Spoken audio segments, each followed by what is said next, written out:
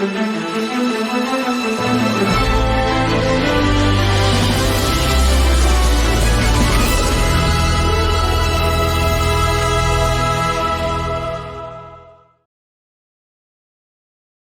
வணக்கம். இது தமிழ் கேள்வி. மீண்டும் உங்களை சந்திப்பதில் மிக்க மகிழ்ச்சி.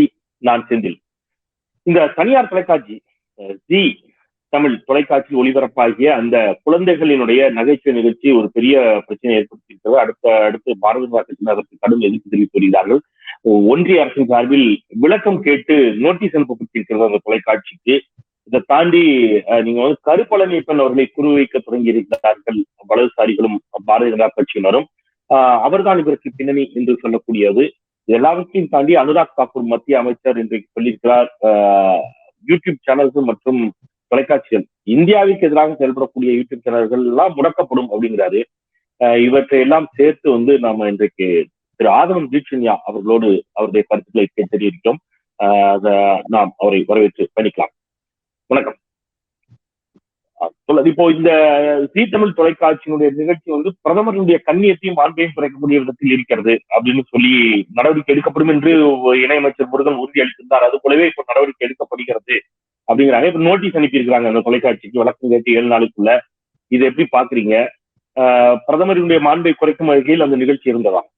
இல்ல, அந்த நிகழ்ச்சியை பொறுத்த வரைக்கும் அது ஒரு பொழுதுபோக்கு நிகழ்ச்சி தான். அது ஒன்றும் அரசியல் நிகழ்ச்சி அல்ல.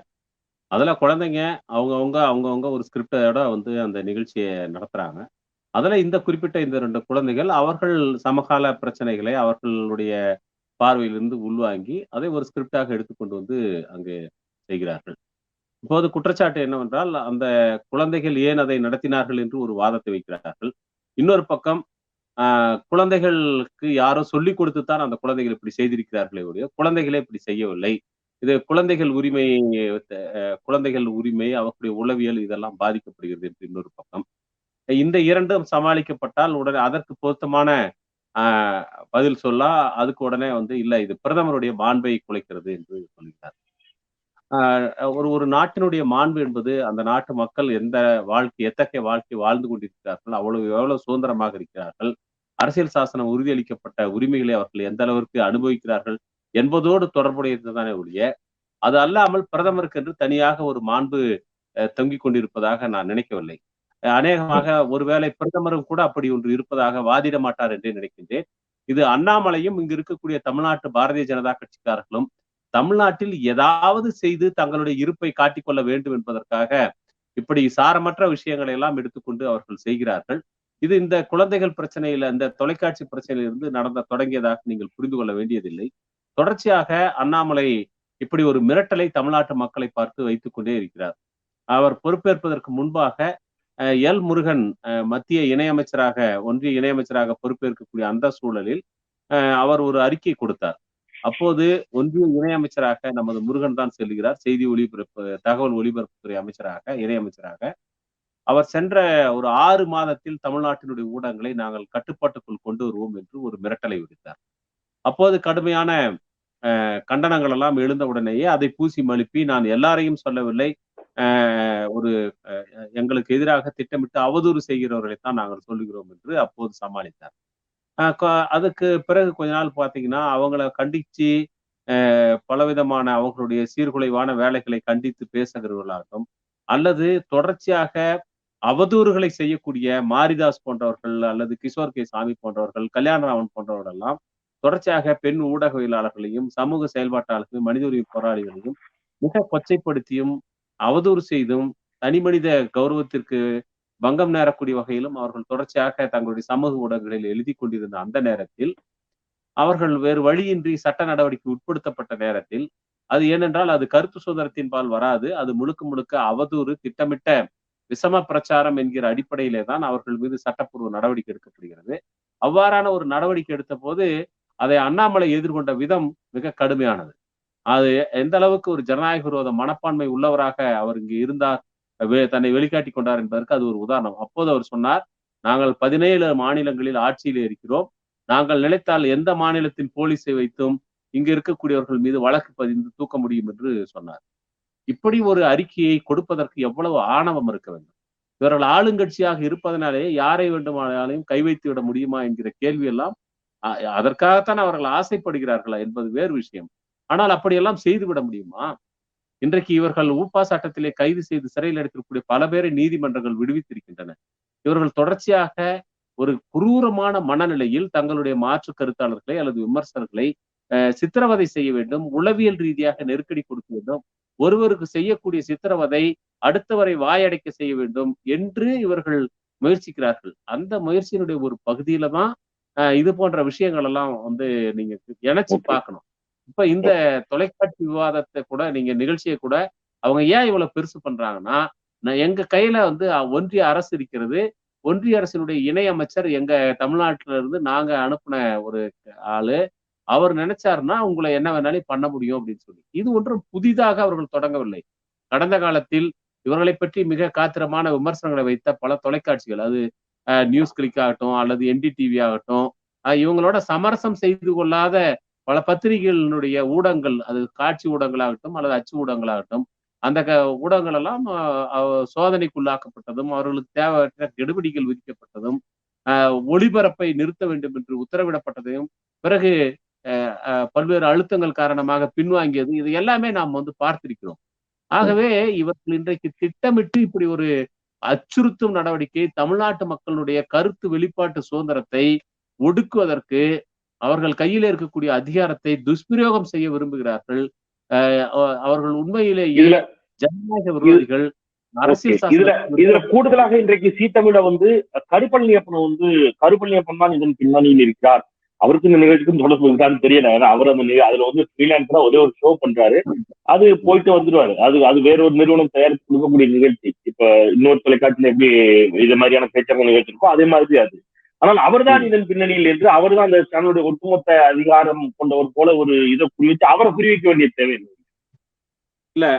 நம்ம வந்து வரவேற்கலாம். தமிழ்நாடு பாரதிய ஜனதா கட்சி கொஞ்சம் காலத்தால முன்னோக்கி வர ஆரம்பிச்சிருக்காங்க.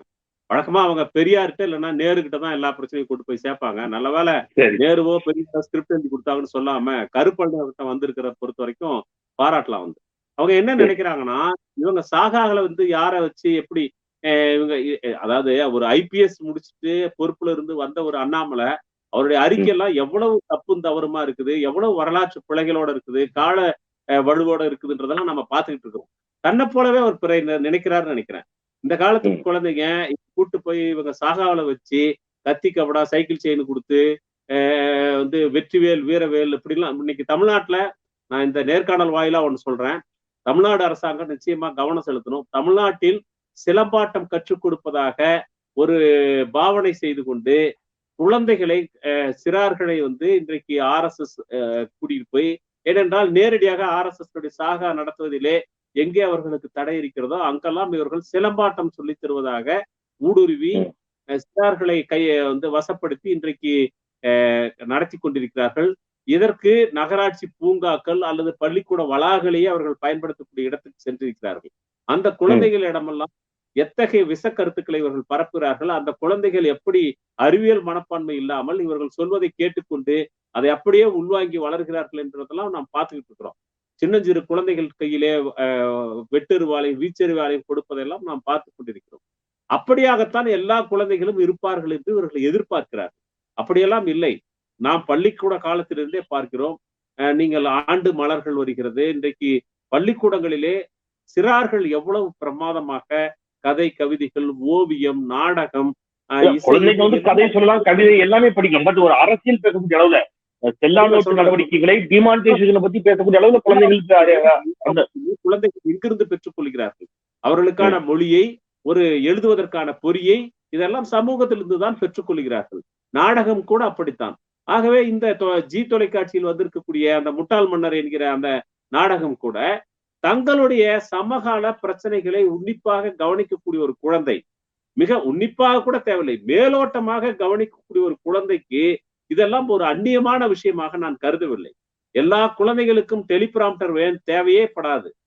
நேரடியாக அவர்கள் கண்ணால் காண்கிறார்கள். அவருடைய குடும்பத்திலே இருக்கக்கூடிய அவர்கள் பெற்றோர்கள் கடின உழைப்பின் மூலமாக ஈட்டிய பணத்தை திடீரென்று ஒரு நாள் செல்லாது என்று அறிவிக்கிறார்கள். அவர்கள் ஈட்டி அவர்கள் ஒரு வேர்வை சிந்தி சம்பாதித்த அந்த பணத்தை திருடிய பணத்தை போல அவர்கள் வைத்துக் கொண்டிருந்த அவலத்தை நான் பார்த்திருக்கிறார்கள். அதை மாற்றுவதற்கு பட்ட துயரங்களை பார்த்திருக்கிறார்கள். எத்தனையோ தொழில்கள் இன்னைக்கு மூடப்பட்டிருக்கின்றன. வந்து பிரதமரை பார்க்கிறாங்க. ஒரு நாட்டினுடைய பிரதமர் எப்படி இருக்க வேண்டும் என்று அவர்களுக்கு பல முன்னோடிகள் இருக்கிறார்கள். நேருவை பார்க்கிறார்கள், ராஜேந்திர பிரசாத் லால் பகதூர் சாஸ்திரியை பார்க்கிறார்கள். பல பேர் வந்து அவங்க பிரதமரை பார்த்திருக்கிறாங்க.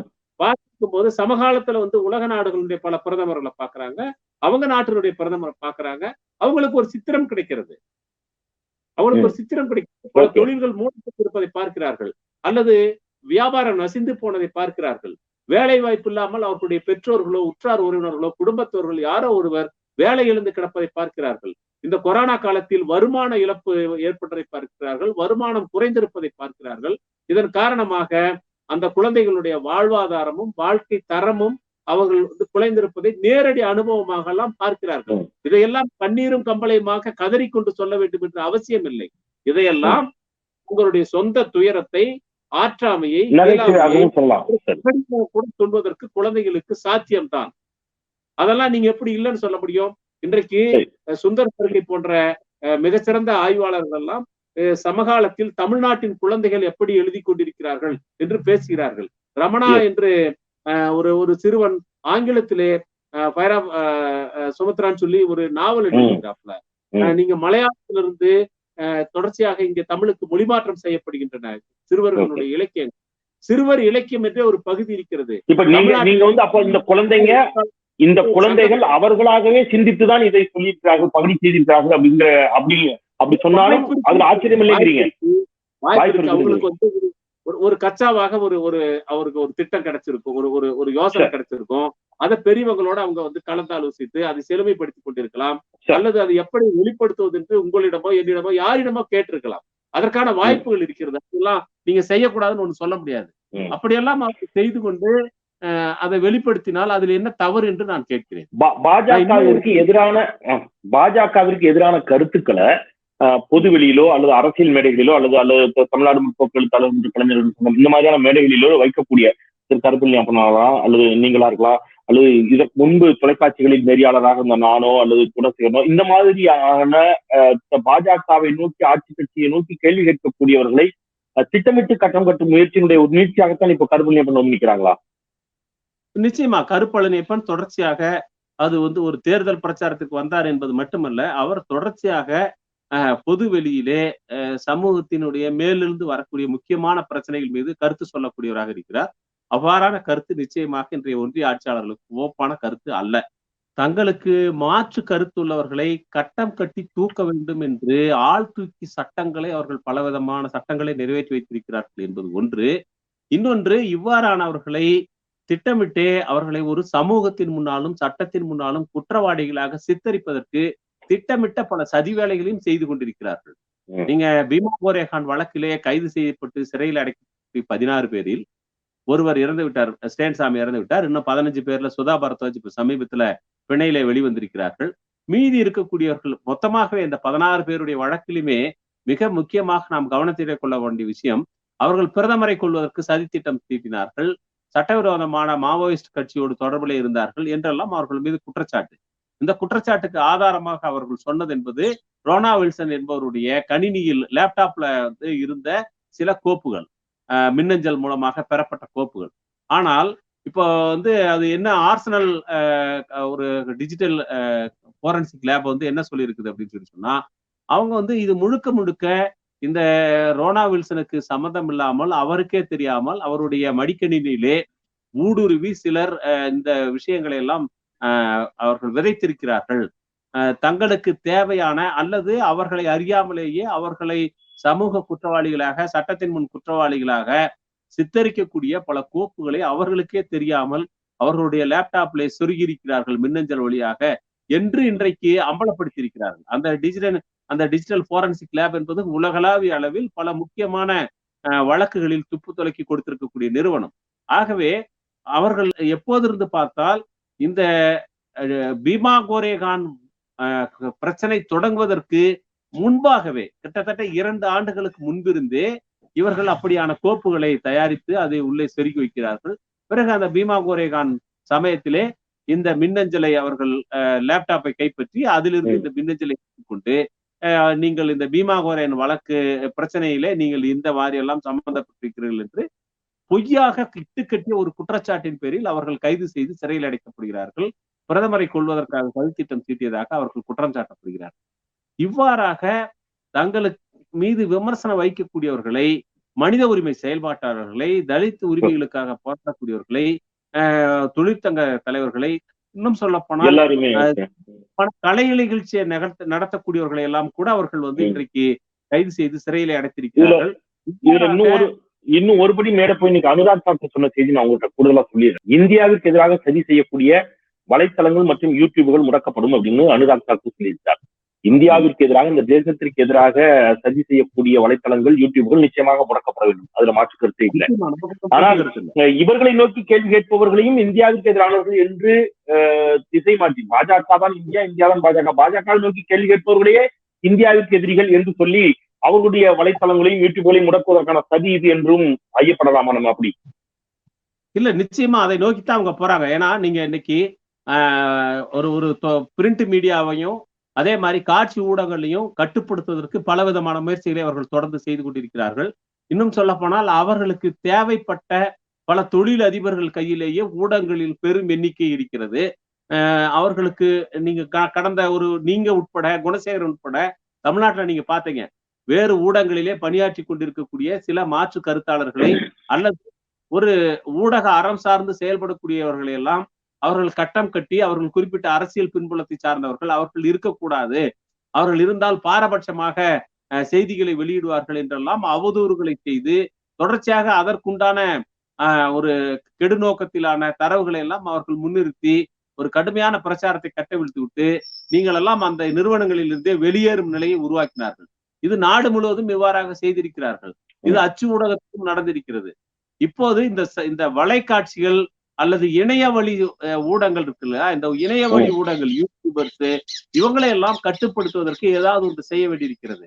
ஓடிடி பிளாட்ஃபார்ம் அதே மாதிரி, ஓடிடி பிளாட்ஃபார்ம் பொறுத்த வரைக்கும் இன்றைக்கு பலவிதமான கருத்தாக்கம், புதிய கருத்தாக்கங்களை உடைய குறும்படங்கள், ஆவணப்படங்கள் எல்லாம் வெளியாகின்றன.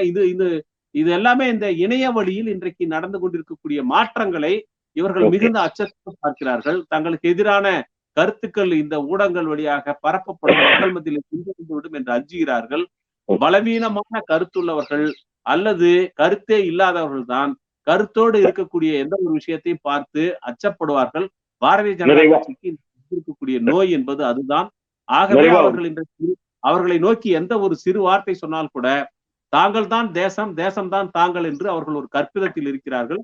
தேர்தலில் கூட அவர்களுக்கு 36% வாக்காளர்கள் தான் அவர்களுக்கு வாக்களித்திருக்கிறார்களே ஒழிய நாடு முழுவதும் இருக்கக்கூடிய மக்கள் தொகையில் வாக்காளர்களில் பெரும்பான்மையானவர்கள் அவர்களை தேர்தலில் இல்லை என்பதை அவர்கள் கவனத்திலே கொள்ள வேண்டும்.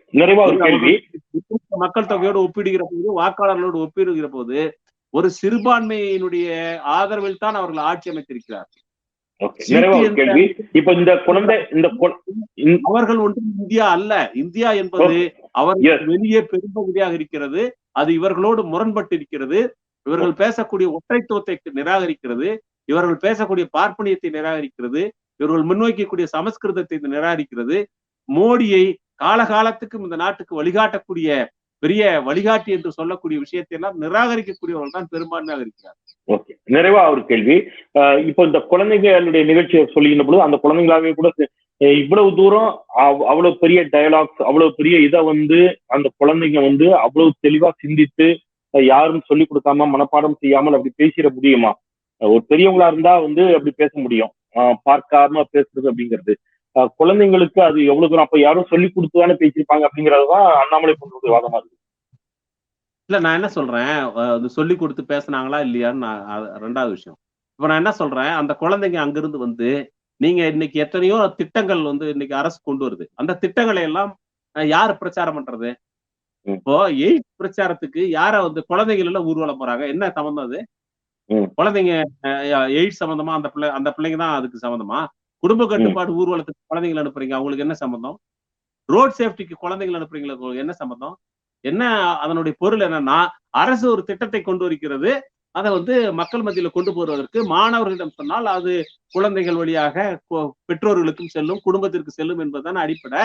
அப்ப அந்த மாதிரி நீங்க வந்து உங்களுக்கு ஆதரவாக கருத்தை சொல்லுகிற போதெல்லாம் குழந்தைகளுடைய கிரியேட்டிவிட்டியை பத்தி நீங்க பாராட்டுறீங்க. இதே அந்த குழந்தையிடம் நீங்க வந்து ஆழமான கடல் எது, நீளமான நதி எது, உயரமான மலை எது, இந்த இது எத்தனை அடி கடல் மட்டத்திலிருந்து எத்தனை அடி உயரம் உள்ளது இந்த நகரம், அல்லது எத்தனை கண்டங்கள் இருக்கிறது, உலக நாடுகளுடைய தலைவர்கள் பெயரை சொல்லுங்கள், அல்லது சுதந்திர போராட்ட வீரர்கள் பெயரை சொல்லுங்கள், இதெல்லாம் கேட்டு அந்த குழந்தை மனப்பாடம் பண்ணி தானே சொல்லும், பார்க்காம எப்படி சொல்ல முடியும்? இல்ல இல்ல, நான் என்ன சொல்றேன், இதையெல்லாம் வந்து அந்த குழந்தைகள் வந்து மனப்பாடம் பண்றதா கூட இருக்கட்டுமே, மனப்பாடம் பண்ணி சொல்றதெல்லாம் உங்களுக்கு வந்து அது ஒரு பிரச்சனையாவும் இல்ல. நீங்க வந்து குழந்தைகளை வந்து பள்ளிக்கூடத்துல போய் ஆசிரியர்கள் காலை கழுவ வேண்டும் என்று ஒரு பூஜை செய்கிறார்கள். நீங்க குழந்தைங்க அது வந்து விருப்பப்பட்டு செய்யக்கூடியதா? எதுக்கு ஒரு மனிதனுடைய காலை கழுவதற்கு எதுக்கு நீங்க பழக்கிறீங்க? அப்போ நீங்க வந்து உங்களுக்கு தேவையான ஒரு நிகழ்ச்சி நிரலில் குழந்தைகள் இயங்கும் போது குழந்தைகள் மனப்பாடம் செய்கிறார்களா, சுயமாக யோசிக்கிறார்களா, விவாதித்து பகுத்தறிபூர்வமாக ஏற்கிறார்களா என்பது ஒரு பிரச்சனையே கிடையாது. உங்களுக்கு எதிராக ஒரு கருத்து சொல்லிவிட்டார்கள் என்பதற்காக நீங்க இதே வந்து ஒரு குத்துப்பாட்டு போட்டு டான்ஸ் ஆடிதான் இவங்களுக்கு எந்த பிரச்சனையுமே கிடையாது. இவங்க கலாச்சாரத்துக்கு எந்த பங்கமும் கிடையாது. நான் என்ன கேட்கிறேன், இந்த குழந்தைகள் யாரோ ஒருவர் எழுதி கூட நீங்க வந்து அவங்க பேசினதா கூட வைங்க, சிந்தியா என்கிற ஒரு நாட்டை பற்றி பேசாமல் நேரடியாகவே மோடி என்கிற பெயரை, அமித்ஷா என்கிற பெயரை இந்தியா என்று சொல்லியிருந்தால் கூட ஜனநாயக நாட்டில் அது அனுமதிக்கப்பட்ட ஒன்றுதான். நன்றி நன்றி நன்றி நன்றி. நேரடியாகவே கூட விமர்சனம் வைத்தாலும் ஜனநாயகத்தில் அது அனுமதிக்கப்பட்ட ஒன்றுதான். நன்றி நன்றி நன்றி. குழந்தைகள் மனப்பாடம் சொல்லுகிறது, உச்சநீதிமன்றம் சொல்லுகிறது, மக்கள் தங்களுடைய எதிர்ப்பு உணர்வை வெளிப்படுத்துவதற்கான சேஃப்டி வால்வுகள் தேவை. அது போராட்டமாக இருக்கலாம், கருத்து வெளிப்பாட்டினுடைய அடிப்படையிலே நீங்கள் ஆர்ப்பாட்டங்கள், இது போன்ற கோரிக்கை முழக்கங்களை எழுப்புவது, இதெல்லாம் அனுமதிக்கப்பட்ட வடிவங்கள் தான். இது ஒண்ணும் பெருசா அந்த குழந்தைங்க வந்து பெரிய ஒன்னும் வேற ஒண்ணும் பேசிடல. இன்னொன்னு, ஒரு நாட்டினுடைய பிரதமரை ஒரு குழந்தை கூட விமர்சிப்பதற்கு உரிமை இருக்கிறது என்பதுதான் ஒரு ஜனநாயக நாட்டிற்கு அழகே ஒழிய, யாருமே விமர்சிக்காத இடத்தில் தன்னை இரும்பு திரைக்குள் பூட்டி வைத்துக் கொண்டால் அது சுதந்திர ஒரு ஜனநாயக நாட்டிற்கு அழகல்ல என்பதுதான் என்னுடைய வாதம். நிச்சயமா குழந்தைகளின் விமர்சனத்தை கூட ஏற்க முடியாத இடத்தில் பிரதமர் இருக்கிறாரா என்பதும் அடுத்த கேள்வியாக இருக்கிறது. அதே மாதிரி பார்க்காமல் பிரைம் மினிஸ்டரே டெலிபிராம்டர் பார்த்தானே பேசுகிறார் அப்படிங்கிற கருத்துக்களும் கூட எழுந்திருக்கின்றன. அதையும் நம்ம பார்க்கிறோம். டெலிபிராம்டர் ஆஃப் ஆயிடுச்சுதான் பேச முடியாத நிலையில் இருக்கின்ற பொழுது இந்த குழந்தைகள் மனப்பாடம் செய்து பேசியிருந்தால் கூட சரியாக பேசியிருக்காங்க அப்படிங்கிற இடத்துல நீங்க வந்திருந்தீங்க. உங்கள் தொடர் பணிகளுக்கு மத்தியில் எங்களோடு இணைந்தீர்கள். தமிழ் கேள்வியின் சார்பாக நெஞ்ச நன்றி. நிறைய சலாம் சொந்தங்களே, மீண்டும் மற்றொரு நிகழ்ச்சியில் சந்திக்கின்றேன். குரலற்றவர்களின் குரலாய் நான் செந்தில். நன்றி.